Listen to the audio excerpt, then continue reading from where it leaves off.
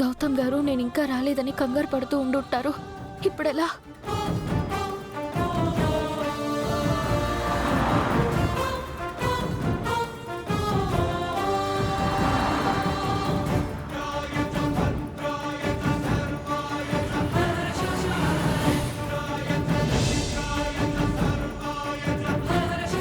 Sir, hospital దాకా lift ఇస్తారా sir? Sure, ఎక్కండి.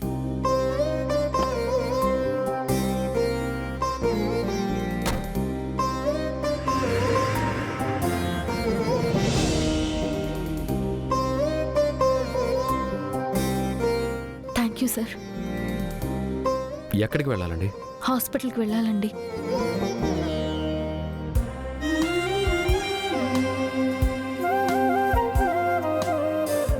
ఎన్నో నెల? 6వ నెలండి. సరే, సీట్ బెల్ట్ పెట్టుకోండి.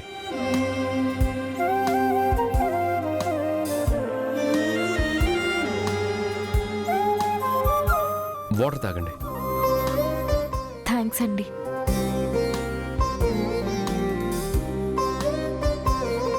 ఏ హాస్పిటల్కి వెళ్ళాలండి? ఫ్రెండ్స్ హాస్పిటల్ అండి. 6వ నెల అంటున్నారు, హాస్పిటల్కి వెళ్ళాలంటున్నారు. ఒంటరిగా వెళ్తున్నారేంటి? తోడుగా మీ వారు కానీ మీ పేరెంట్స్ కానీ ఎవరూ రాలేదు? లేదండి, మా వారు హాస్పిటల్లో ఉన్నారు. అందుకే నేనే వెళ్తున్నాను. క్యాబ్లో వచ్చాను, అది చెడిపోయింది. అదేంటి, మీరున్న చోట క్యాబ్ ఏమీ లేదే? అది నేను వేరే రోడ్లో నుంచి వచ్చానండి. ఆ రూట్లో క్యాబ్ చెడిపోయింది. నేను ఈ రోడ్లోకి వచ్చానండి. ఎవరిని ఆపమంటున్నా ఆపడం లేదు. లక్కీగా మీరు ఆపారు. చాలా థ్యాంక్స్ అండి. It's okay.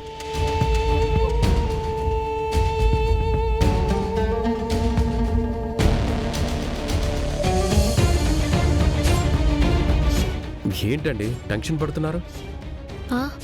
టెన్షన్ ఏం లేదండి. నా పేరు విక్రాంత్.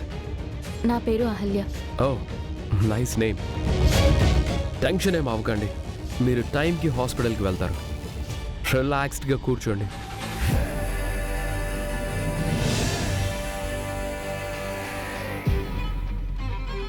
అహల్య గారు 10 మినిట్స్లో వస్తానని చెప్పారు, ఇంకా రాలేదు.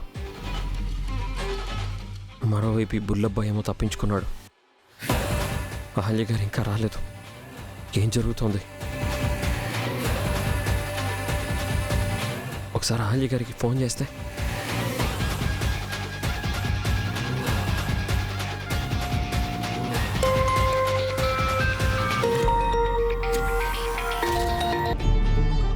హలో, చెప్పండి.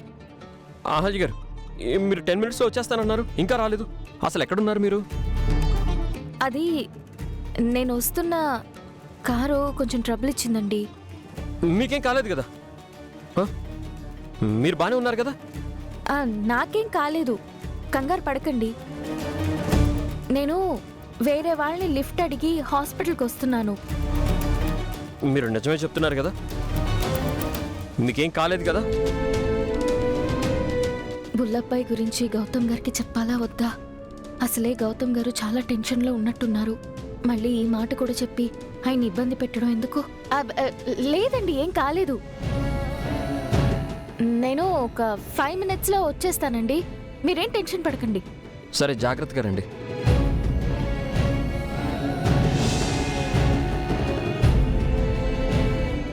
ఎవరండి ఫోన్లో? మీ వారా? అవునండి, హాస్పిటల్ నుంచే కాల్ చేశారు. మీ వారికి మీరంటే చాలా కేరింగ్లా ఉంది. ఆయనకి నేనంటే చాలా బాధ్యత అండి.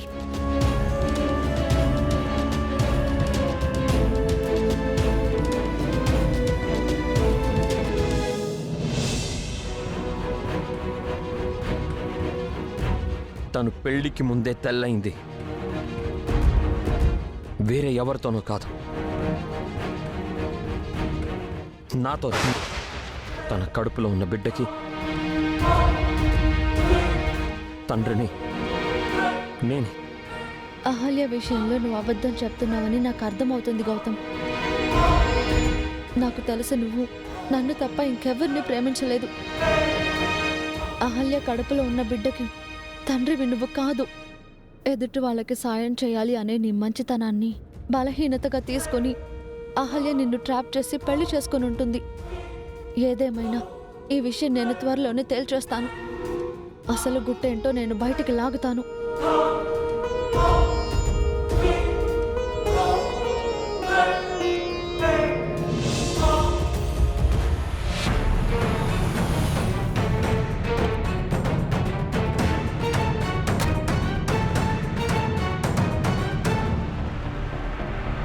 ఏమైంది?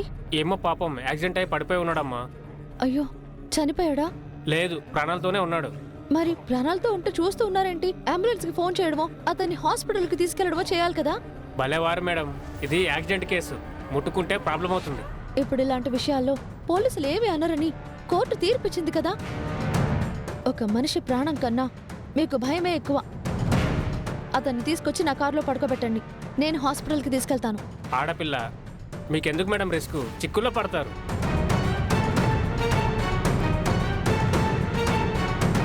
నేను ఒక డాక్టర్ని. త్వరగా తనని తీసుకొచ్చి నా కారులో పడుకోబెట్టండి. నేను హాస్పిటల్కి తీసుకెళ్తాను. క్విక్!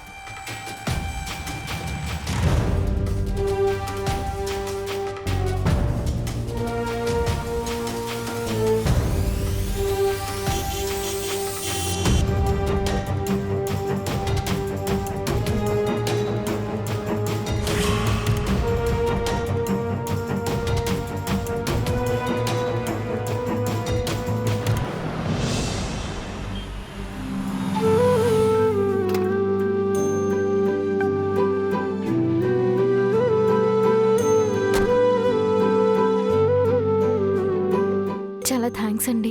మీ హస్బెండ్ పనిచేసేది ఈ హాస్పిటల్లోనేనా అండి? అవునండి. మీకు ఈ హాస్పిటల్ తెలుసా?